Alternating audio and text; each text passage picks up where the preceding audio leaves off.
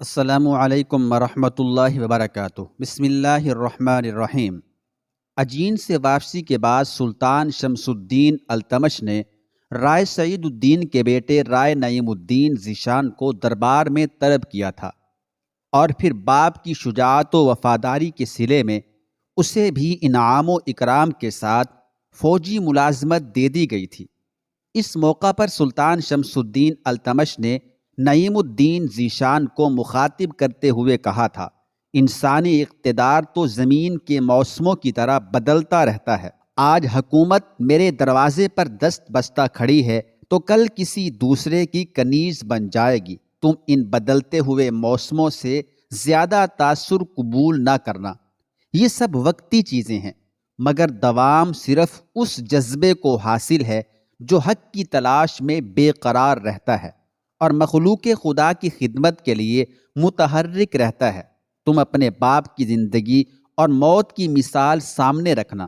وہ بت پرستی سے تائب ہونے کے بعد چند سال زندہ رہا، مگر اس طرح کہ اس کے سینے میں شہادت کی آرزو پہم سلگتی رہی۔ پھر اسے موت آ گئی، مگر ایسی موت کہ جس کے لیے لاکھوں انسان صدیوں تک ترستے رہتے ہیں۔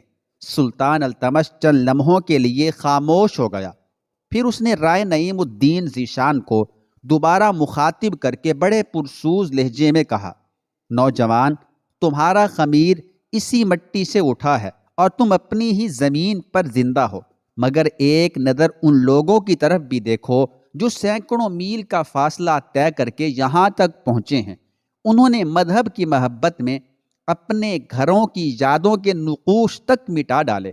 ان کی آباء و اجداد کے بام و در انہیں پکارتے رہے، مگر جب وہ مکانوں کے دروازوں کو کھلا چھوڑ کر منزل کی طرف بڑھے تو پھر مڑ کر نہیں دیکھا۔ تم نہیں جانتے کہ کیسی کیسی یادیں ان کے راستے روک رہی تھی اور کیسی کیسی نسبتیں ان کے دامن کھینچ رہی تھی۔ انہوں نے بیک وقت 2 محاذوں پر جہاد کیا۔ ان کے لیے ایک محاذ ان کا اپنا نفس تھا اور دوسرا محاذ مشرکین کی وہ جماعت تھی جس نے ایک خدا کی بجائے بے شمار معبود تراش لیے تھے۔ ان لوگوں نے تائید غیبی کے سہارے دونوں محاذوں پر مارکہ آرائی کی اور فتح و نصرت کے پرچم لہرائے۔ تمہاری وفاداریاں پہلے اللہ تعالیٰ کے ساتھ ہیں جو اپنی ذات میں لا شریک ہے، پھر سلطان التمش کے ساتھ۔ کل سلطان نہیں رہے گا، مگر تمہارا خدا حی و قیوم ہے، بس اسی سے اپنا عہد استوار رکھنا۔ رائے نعیم الدین ذیشان کا سر اطاعت سے اپنے حکمراں کی بارگاہ میں مزید خم ہو گیا۔ خدا سلطان کی عمر دراز کرے۔ آپ نے راہ طلب میں جس طرح نئے مسافروں کی حوصلہ افزائی کی ہے، وہ اہل دل کے لیے سرمایہ قرار ہے۔ جب آزمائشوں کے ہجوم میں ان کے قدم لڑکھڑائیں گے تو انہیں آپ کی محبتیں استقامت بخشیں گی۔ میں ذاتی طور پر آپ کا مقروض ہوں، مجھے نہیں معلوم کہ یہ قرض کس طرح ادا ہوگا، لیکن اگر کبھی امتحان کی ساتھ آئی تو آپ کی فوج کا یہ ادنا سپاہی کسر اعتبار کی بنیادوں میں اپنے جسم کے ٹکڑے رکھ دے گا۔ رائے نعیم الدین ذیشان نے بڑے عجیب انداز سے سلطان کی نوازشات کا شکریہ ادا کیا اور پھر اپنے فرائض کی ادائیگی میں ہمہ تن مشغول ہو گیا۔ روز و شب کے قافلے نے کچھ اور منزلیں طے کر لی تھیں۔ ملک میں حالات پرسکون تھے اور اس خوشگوار فضا میں خدا نے رائے نعیم الدین کو اولاد کی دولت سے سرفراز کیا۔ اب وہ ایک خوبصورت بیٹے کا باپ بن چکا تھا۔ رائے نعیم الدین ذیشان نے اپنے لڑکے کا نام شجاع الدین کامران تجویز کیا۔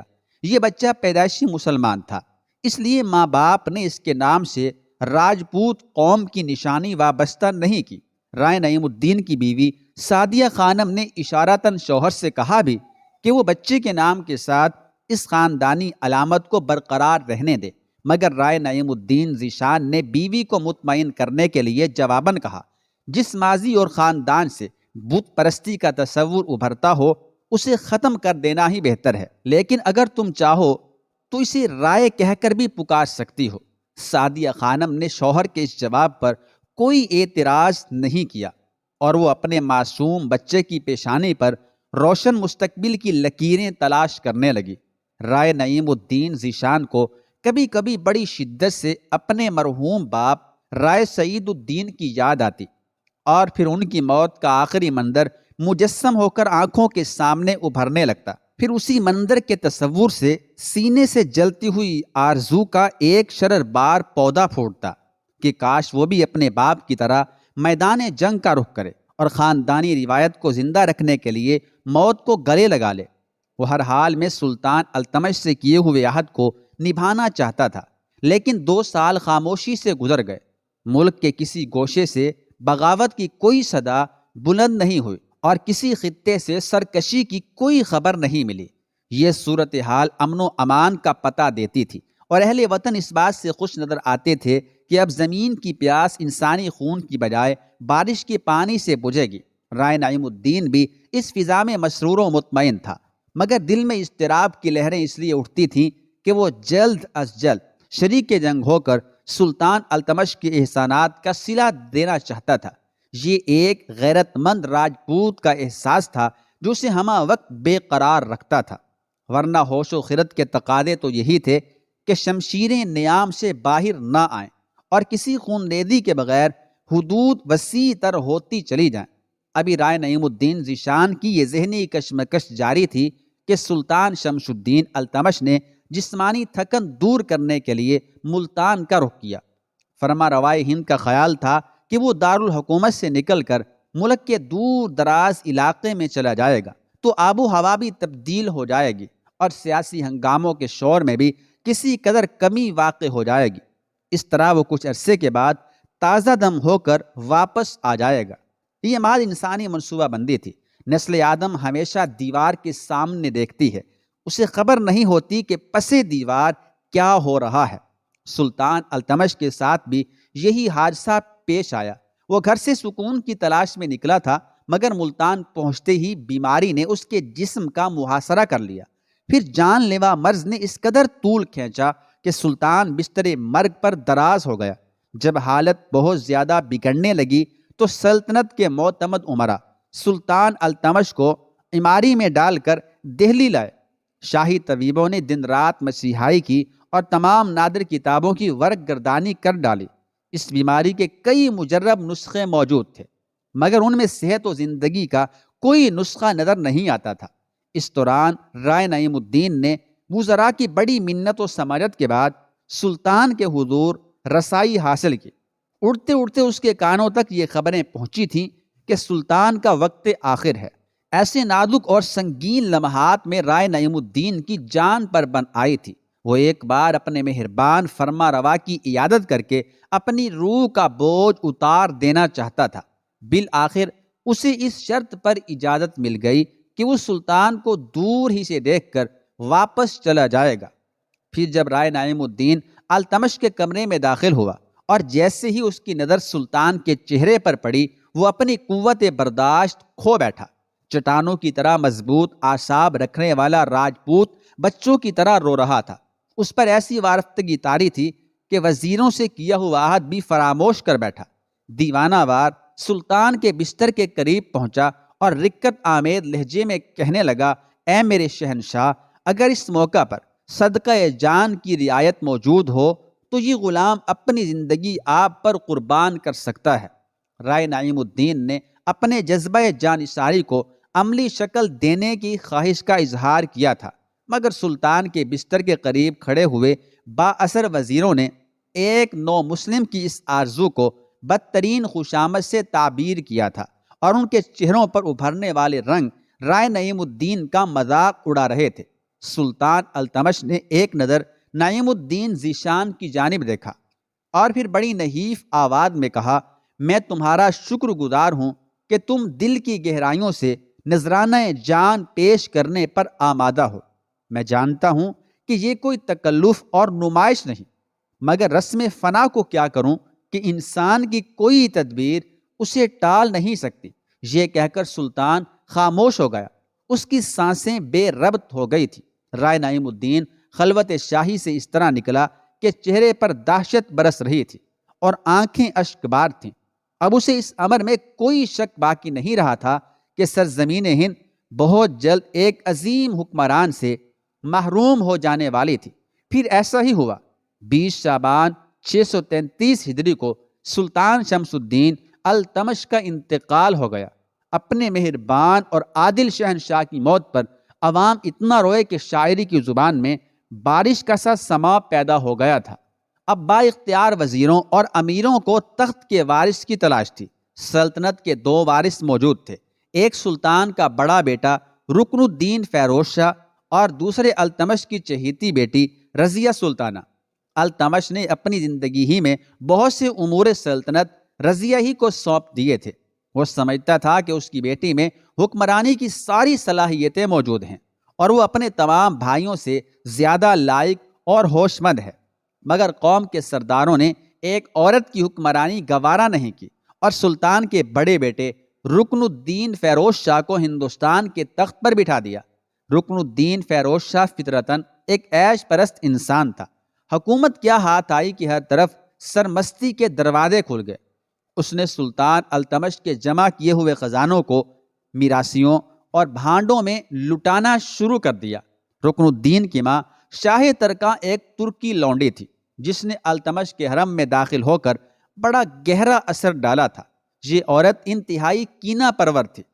پھر جب اس کے بیٹے رکن الدین فیروز شاہ نے خوبصورت رقاصاؤں کے آنچل میں پناہ ڈھونڈی اور لبریز ساغر و مینا میں اپنی سانسیں ڈبو دیں تو شاہ ترکان کو قسمت آزمائی کا موقع مل گیا۔ یہ اب ہندوستان کے اقتدار پر اس کی مکمل گرفت تھی۔ شاہ ترکان نے اپنے اختیارات سے پورا فائدہ اٹھایا اور التمش کی کئی نکاحی بیویوں کو بڑی ذلت و رسوائی کے ساتھ قتل کرا دیا۔ اس کے علاوہ التمش کے حرم میں جو ترکی خواتین شامل تھیں وہ بھی شاہ ترکان کے جبر و تشدد سے محفوظ نہ رہ سکیں۔ اس سنگ دل عورت نے ان معزز خواتین سے بہت خوفناک انتقام لیا، انہیں در در پھرایا، یہاں تک کہ وہ اعلیٰ نسل عورتیں فاقہ کشی کی زندگی گزارنے پر مجبور ہو گئیں۔ شاہ ترکان نے صرف التمش کی بیویوں اور کنیزوں ہی سے انتقام نہیں لیا بلکہ اس کی اولاد پر بھی لرزہ خیز مظالم ڈھائے۔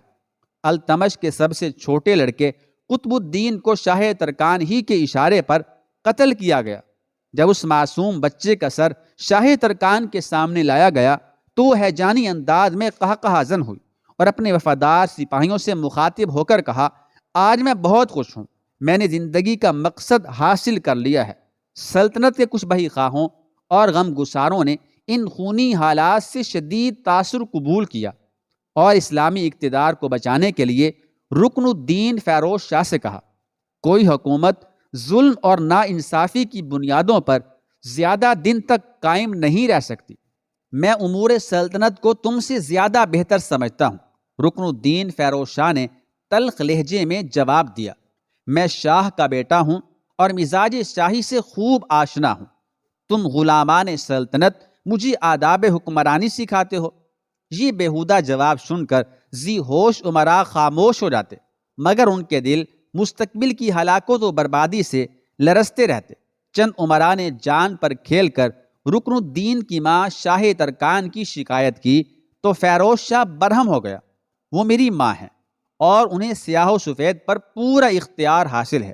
یہ کہہ کر رکن الدین فیروز شاہ نے ان امیروں کے قتل کا حکم جاری کر دیا جنہوں نے ترکان شاہ کے مظالم کے خلاف احتجاج کیا تھا۔ اپنے ساتھیوں کا المناک انجام دیکھ کر دوسرے وزراء نے ہونٹ سی لیے اور اپنی جانیں بچانے کے لیے گوشہ نشین ہو گئے۔ رکن الدین فیروز شاہ کی خلوت میں سیمی بدن عورتوں کا رقص جاری تھا، ہوش ربا ساز بج رہے تھے اور قیمتی قالینوں پر شراب بہہ رہی تھی۔ ایک ولی صفت انسان کے گھر شیطان پیدا ہو گیا تھا اور بڑی بے حیائی کے ساتھ اپنے باپ کی وراثت کو لٹا رہا تھا۔ ان تمام حالات کا یہ نتیجہ برآمد ہوا کہ پورے ملک میں انتشار پھیل گیا۔ رکن الدین فیروز شاہ کے چھوٹے بھائی غیاث الدین محمد نے جو عود کا حکم تھا فرما روائے ہند کی اطاعت سے انکار کر دیا اور اس نے لکھنوئی کے محصولات کی رقم جو دہلی کے خزانے میں جمع کرنے کے لیے بھیجی تھی راستے ہی سے واپس منگوا لی۔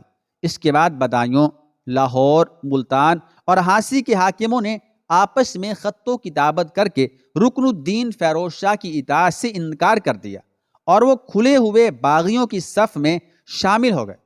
جب رکن الدین کو یہ پریشان کن خبریں ملیں تو وہ مہوشوں کی آغوش سے اٹھا اور باغی امراء کی سرکوبی کے لیے دہلی سے نکل کر کیلوکھڑی کی طرف بڑھا۔ مگر بغاوت مکمل ہو چکی تھی۔ التمش کے عہد کے کئی امراء شاہی فوجوں سے الگ ہو کر دہلی پہنچ گئے اور باہم مشورے کے بعد رضیہ سلطانہ کو تخت پر بٹھا دیا گیا۔ رضیہ سلطانہ نے اقتدار حاصل کرتے ہی رکن الدین کی ماں شاہ ترکان کو گرفتار کر کے قید خانے میں ڈال دیا۔ فیروز شاہ کو اس انقلاب کی خبر ملی تو وہ بدحواسی کے عالم میں پلٹا اور کیلوکھڑی کے مقام پر ٹھہر گیا۔ رضیہ سلطانہ کی حامی فوجوں نے بڑی جاں بازی سے رکن الدین کے لشکر کا مقابلہ کیا۔ بالآخر ایک طویل خونریزی کے بعد فیروز شاہ کو شکست ہوئی اور پھر اسے قید کر کے قلعے میں نظر بند کر دیا گیا۔ کچھ دن بعد اسی حالت اسیری میں رکن الدین کا انتقال ہوا۔ اس نے صرف 6 ماہ اور 8 دن حکومت کی۔ اس دوران رائے نعیم الدین ذیشان اپنے گھر میں روپوش رہا۔ وہ رکن الدین فیروز شاہ کو اس لیے پسند نہیں کرتا تھا کہ خود سلطان التمش کو اپنے بیٹے سے کوئی رغبت نہیں تھی، مگر جب رضیہ سلطانہ اقتدار میں آئی تو رائے نعیم الدین گوشہ نشینی سے نکل کر دربار میں آیا اور ہندوستان کی پہلی خاتون حکمراں کو یہ کہہ کر اپنی وفاداریوں کا یقین دلایا، آپ میرے شہنشاہ کی صاحبزادی ہیں، سلطان آپ سے محبت کرتے تھے، اس لیے میں بھی آپ کی جنبش اور نگاہ کا پابند ہوں۔ رضیہ سلطانہ رائے نعیم الدین کی اظہار وفاداری سے بہت خوش ہوئی اور اس نے فوری طور پر 9 مسلم فوجی کا عہدہ بڑھا دیا۔ رائے نعیم الدین ذیشان نے رضیہ سلطانہ کی حمایت میں کئی جنگیں لڑیں اور فتوحات بھی حاصل کیں، مگر رضیہ کی اقبال مندی کا دور بہت مختصر تھا۔ رضیہ سلطانہ نے 3 سال 6 دن تک حکومت کی۔ یاقوت حبشی کے ساتھ بے تکلفانہ تعلقات رکھنے کے سبب درباری امراء رضیہ سلطانہ سے سخت ناراض تھے اور پھر اسی ناراضگی نے بغاوت کا رنگ اختیار کر لیا۔ باقی سرداروں نے دیگر امراء سے مشورہ کر کے سلطان شمس الدین التمش کے دوسرے بیٹے معز الدین بہرام شاہ کو اپنا حکمران تسلیم کر لیا۔ بہرام شاہ نے سیاسی مصلحت کے پیش نظر کسی تاخیر کے بغیر رضیہ سلطانہ پر لشکر کشی کی۔ دونوں فوجوں میں سخت مقابلہ ہوا، لیکن رضیہ کی فوجیں بہرام شاہ کے حملے کی تاب نہ لا سکیں۔ وہ میدان جنگ سے فرار ہو گئی اور پھر کچھ ذمہ داروں نے اسے گرفتار کر کے معز الدین بہرام شاہ کے روبرو پیش کر دیا۔ بہرام شاہ اپنی بہن سے بہت زیادہ خائف رہتا تھا، اس لیے اس نے بہن کے قتل کا حکم جاری کر دیا۔ جب التمش کی بیٹی موت کی نیند سو گئی تو ان فوجی سرداروں اور سپاہیوں پر بھی قہر شاہی نازل ہوا جنہوں نے رضیہ سلطانہ کی حمایت میں پرجوش جنگ لڑی تھی۔ ان معتوب فوجیوں میں رائے نعیم الدین ذیشان بھی شامل تھا۔ بہرام شاہ مخالف سپاہیوں کو قتل کرنے سے پہلے پوچھتا تھا کہ آخر تم لوگوں نے میرے مقابلے میں رضیہ سلطانہ کا ساتھ کیوں دیا تھا؟ جواب میں ہر سپاہی اپنی غلطی تسلیم کر کے جان بخشی چاہتا تھا، مگر بہرام شاہ نے کسی کو معاف نہیں کیا اور بڑی بے دردی کے ساتھ ان سب کو فنا کے گھاٹ اتار دیا۔ رائے نعیم الدین ذیشان سے بہرام شاہ نے یہی سوال کیا تھا، مگر اس وقت تمام اہل دربار ساکت رہ گئے تھے جب ایک مسلمان راجپوت نے بہرام شاہ کی توقعات کے خلاف انتہائی باغیانہ جواب دیا تھا۔ رائے نے کہا تھا، میری حیثیت سلطان التمش کے غلام کی سی تھی، اس لیے میں انجام کی پرواہ کیے بغیر اپنی آقا زادی کے اقتدار کے لیے لڑ رہا تھا۔ رائے نعیم الدین ذیشان کا جواب سن کر بہرام شاہ نے نہایت تحقیر آمیز لہجے میں کہا تھا، اگر تو اپنے آقا سے نسبت کا اسی قدر لحاظ رکھتا تھا تو میں بھی تو تیرے آقا کا فرزند تھا، پھر تو نے میرے خلاف اپنی شمشیر کیوں بے نیام کی؟ اس لیے کہ سلطان اپنی صاحبزادی رضیہ سلطانہ کو ہندوستان کا حکمراں دیکھنا پسند کرتے تھے، اور اس میں بھی کوئی شک نہیں کہ وہ آپ سے بہتر فرما روا تھے۔ بہرام شاہ کو رائے نعیم الدین کی اس بے باکی نے کسی شعلے کی طرح بھڑکا دیا تھا، مگر وہ اس نو مسلم سپاہی کو شکست دینے کے لیے عیاری پر اتر آیا۔ اگر تو شاہ کے حضور اپنی غلطی اور گستاخی کو تسلیم کرتے ہوئے رحم کی درخواست کرے تو ہم تجھ پر مہربان ہو سکتے ہیں اور اس نامراد زندگی کو واپس کر سکتے ہیں جس کی ساعتیں شمار کی جا چکی ہیں۔ رائے نعیم الدین کی گردن کے تناؤ میں مزید اضافہ ہو گیا۔ زندگی موت پر خدا کے سوا کسی کا اختیار نہیں، اور بالفرض محال اگر آپ میری زندگی پر قادر بھی ہو جائیں تو میں آپ سے چند سانسوں کی بھیک نہیں مانگوں گا۔ لعنت کا یہ طوق پہن کر نہ میں دربار میں آ سکتا ہوں اور نہ کسی گوشہ گمنامی میں زندہ رہ سکتا ہوں۔ پندار شاہی ٹوٹ چکا تھا۔ معز الدین بہرام شاہ ایک سپاہی کے انداز گفتگو کو برداشت نہ کر سکا اور رائے نعیم الدین ذیشان کو قتل کر دیا۔ یہ واقعہ 638 ہجری میں پیش آیا۔ مرتے وقت رائے نعیم الدین کا چہرہ پرسکون تھا۔ اس نے بڑی شان سے رسم وفا نبھائی تھی۔ اگرچہ کفار سے جنگ کرنے کی آرزو پوری نہ ہو سکی تھی، لیکن رائے زادہ اپنے انجام سے مطمئن تھا کہ اس کے نزدیک ایفائے عہد ہی زندگی کی سب سے بڑی سعادت تھی۔ قسمت نے رائے نعیم الدین ذیشان کو یہ سعادت بخش دی تھی، لیکن اس کی بیوی کو عین جوانی میں بیوہ بنا ڈالا تھا اور اس کے بیٹے شجاع الدین کامران کو کم سنی میں یتیمی کے اعزاز سے سرفراز کر دیا تھا۔